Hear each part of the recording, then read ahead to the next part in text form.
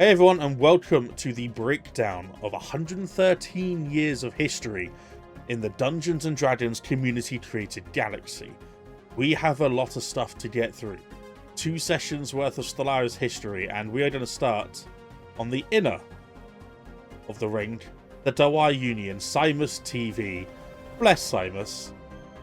No threats whatsoever, blocked off by the Marauders. A number of fleets, colonized every world he possibly can. Everything is maximized. Now it's just about playing tall, which you all know Simus loves to do, but can the AI do it effectively enough? Even if he had the fleet power to get through the Marauders, would he want to? Because immediately east of him, is the gelatinous tubes.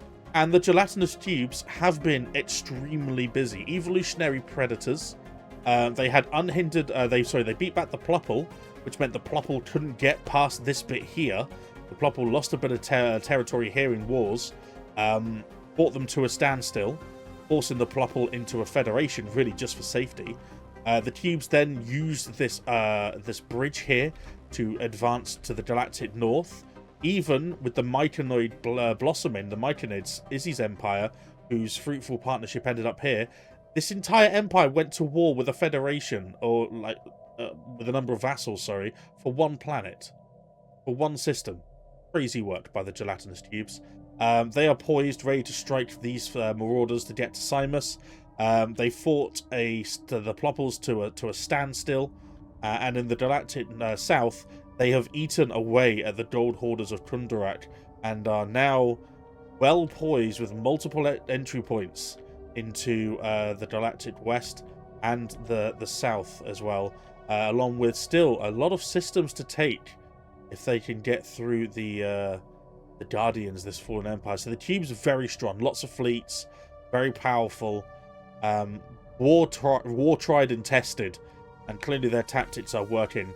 Someone's going to have to put them in their place, but they are poised to eat into this lovely ripe apple of our federation. Speaking of the Plopples have had a torrid time. They've had multiple uprisings in their empire, which they've had to beat back. This one system of the Vulcaran allied tribes are the remnants of that uprising. They lost this territory to the gelatinous tubes, suffered huge losses, of which their military has only just recovered from, and they have also been at war with the gold hoarders of Kundarak, the Vitalin territory as well, and they have formed a federation with myself and Sabus's Union of Aru. This little threesome here, having a lovely little partnership, lovely federation, lovely and safe. Against the horrors of the tube. However, our Federation friend has had some interesting situations where they have been fighting the tubes. Now, the Modron's manifested law lost the first war to the Union of Aru. Thus, the Arus made this little vassal here. However, they're not a vassal. They are the Holy Modron Conclave, and I believe they are independent. They're not the vassal of anyone. They're just there. They too have been waging war against the Modron Manifested Law. But fun fact, the Modron Manifested Law had the Starlit Citadel. The Starlit Citadel fell. The Citadel failed to repel the Modron wormhole. And so pouring forth from the wormhole's maw, we have the abandoned hatchery, which has stationed several high-powered fleets of abominations in the Modron's Manifested Law space, meaning that they don't have a homeworld anymore. Their homeworld has been bombed or orbitally bombarded into nothing, and so the abandoned hatchery don't really know what to do. As far as I understand it, I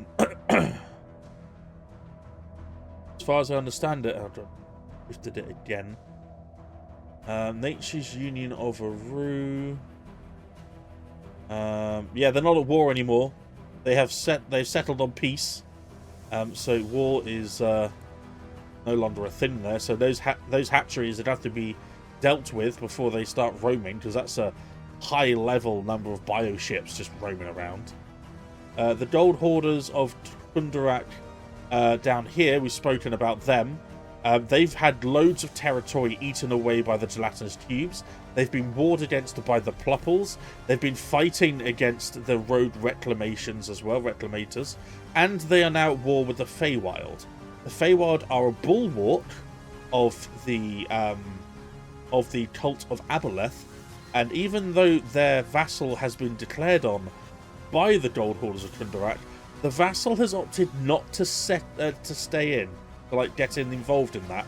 So it is just the bulwark, and currently it doesn't look like they're doing very well. The Feywilds have been under the influence of the cult of Aboleth for a long time now. I have offered to support their independence. They have secretly said, "Hey, we'll swear fealty to you." They secretly swore fealty so that they can break away from the cult, but they left it too late, and the Gold Hoarders of Tundarak are desperate. Harry is desperate to get more territory or take their vassalage because of the threat of the tubes and now what our Federation pose. They've been nothing but nasty to all of us and have suffered greatly at the hands of the tube. Further down in the south, my earliest conflict, the Draken-Gaboran Alliance, is me. Our earliest conflict was with the Phoenix Hegemony. The Phoenix Hegemony have had a torrid time.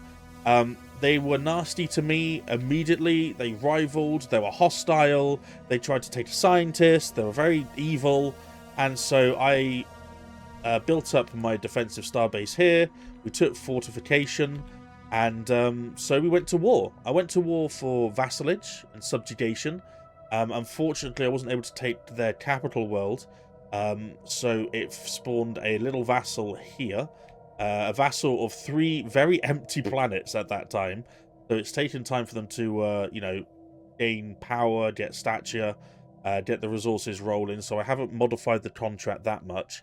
But it did break apart the Phoenix Hegemony, because the only reason I went to war with them because the capitalistic space hamsters decided to go to war with them as well. The space hamsters cut their empire in half.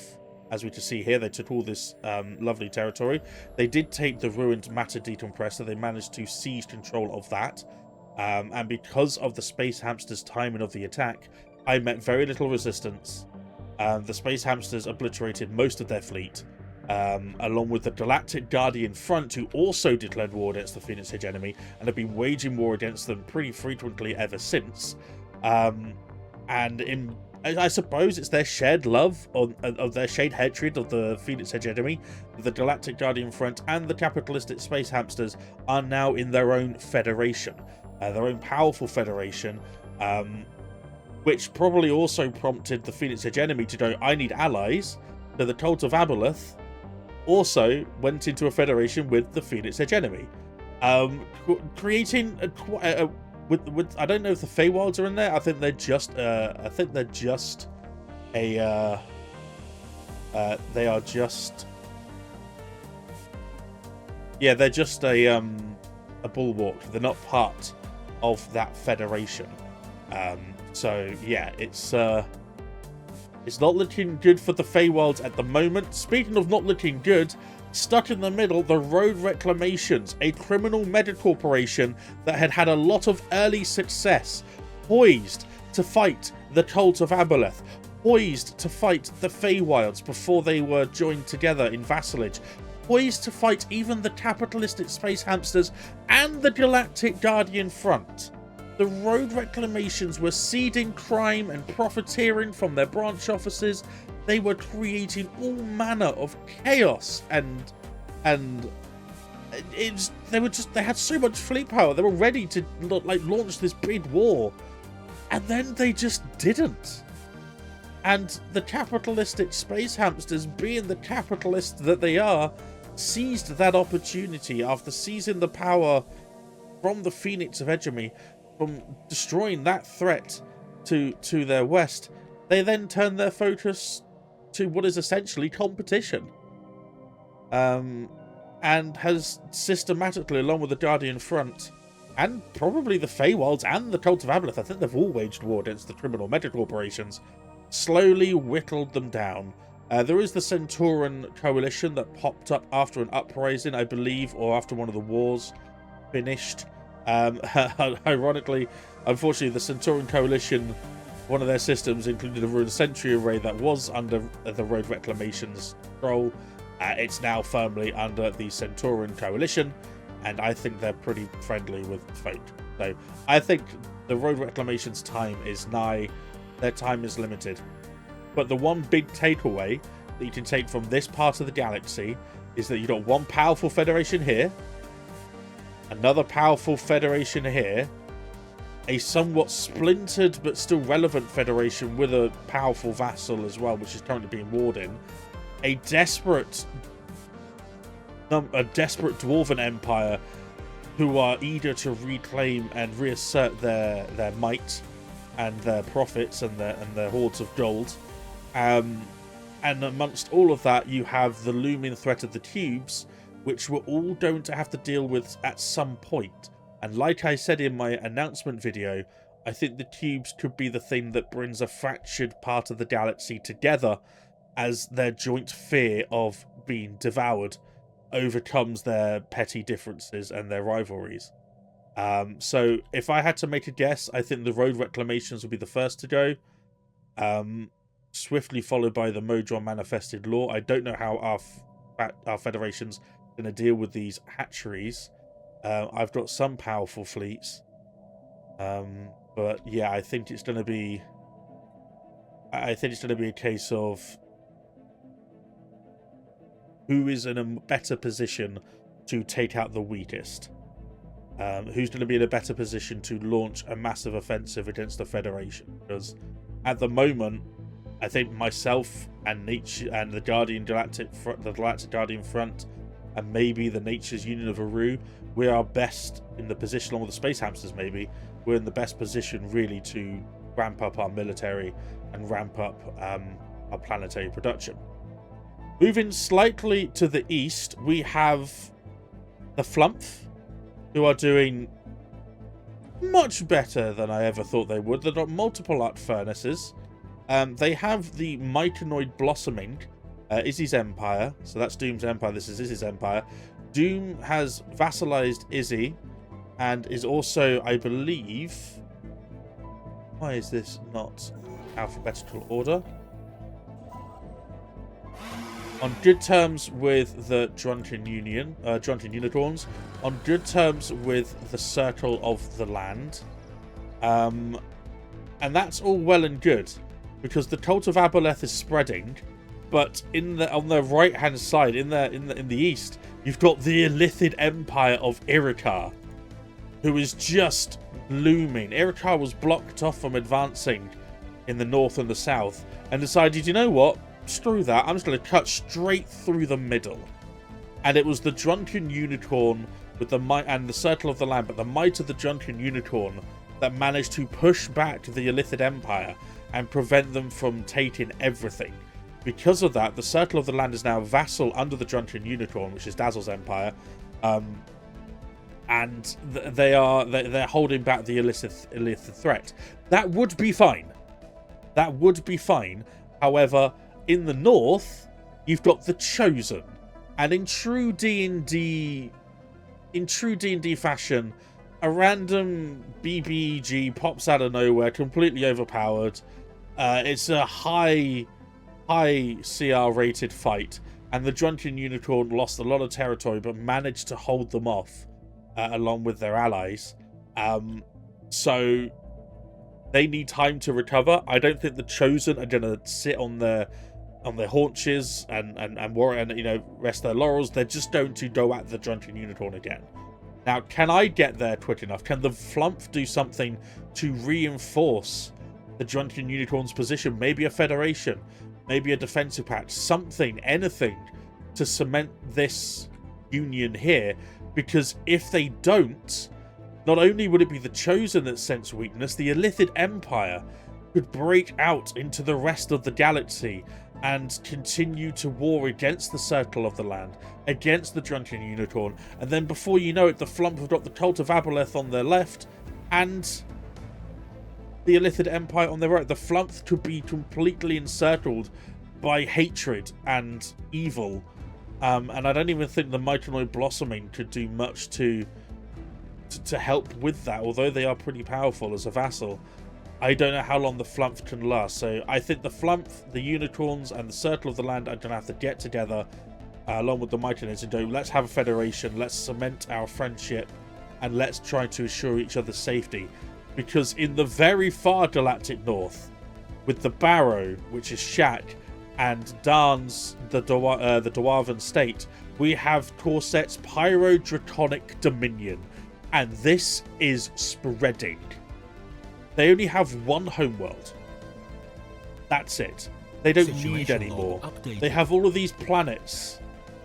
They have all of these planets. Oh, they have got some now. Okay, they are actually, maybe those are the ones who've taken over. They have actually got some planets, but they've got all of these wonderful volcanic worlds, ocean worlds, savanna and tundra worlds that they can colonize, that they can utilize. They're just choosing not to. But the Pyro-Draconic Dominion squashed Darn into a corner, made them a vassal. Squashed Shak between Shak's uprising of the Ferran Federation and the White Administration. Shak lost a lot to the uprising and then to the war with the Pyro-Draconic Dominion, and now they are also a vassal. The Dominion is only going to spread south. That's the only way it can go. The Unicorn, that may well help with the Chosen to begin with, or the Chosen may decide to be distracted and aim upwards to try and defeat the threat of the Draconic Dominion, but that's not going to help the Drunken Unicorn. The Unicorn and the Circle of the Land cannot simultaneously hold back the Illithid Empire and the Chosen and the Draconic Dominion. Either they federate or they suffocate, because there's no other way out of there. If anything, the Draconic Dominion may just take vassal after vassal after vassal. Their power is unchecked. Their power is uncontested. It's a very, very scary empire up there. And it's going to be very interesting to see what they do next with it. Will they consolidate or subjugate? And I have a guess it's going to be subjugation. So to break it all down very, very quickly, we are readying ourselves for the onslaught of the cubes. The Cult of Aboleth is growing. The Illithid Empire is getting stronger. The Pyro-Draconic Dominion is dominioning, and the Chosen have asserted themselves on the main stage. We have a lot of empires whose their fate rests in the hands of other empires. We have empires who have to take on responsibility. Are we going to see something in the galactic community where we all come together and start declaring these empires as threats and work as one? Are we going to start passing the legislation required to increase our military? Are we going to elect someone to be the custodian of the galaxy to lead us in these times of strife? I don't know. I don't know what's going to happen to the galaxy as a wider whole. We may hold off the evils of the galaxy, or we could just simply succumb and have our minds flayed and our bodies devoured and vassaled under the Draconic Dominion or eaten by the Chosen. It's so many individual stories here that I can't wait to go into the next session today and see what's going to happen, because this is going to be incredible. Strap yourselves in, folks. Get a cup of tea or coffee. I'm probably going to need something alcoholic by the end of this. And let's just see where this takes us. God, what a story.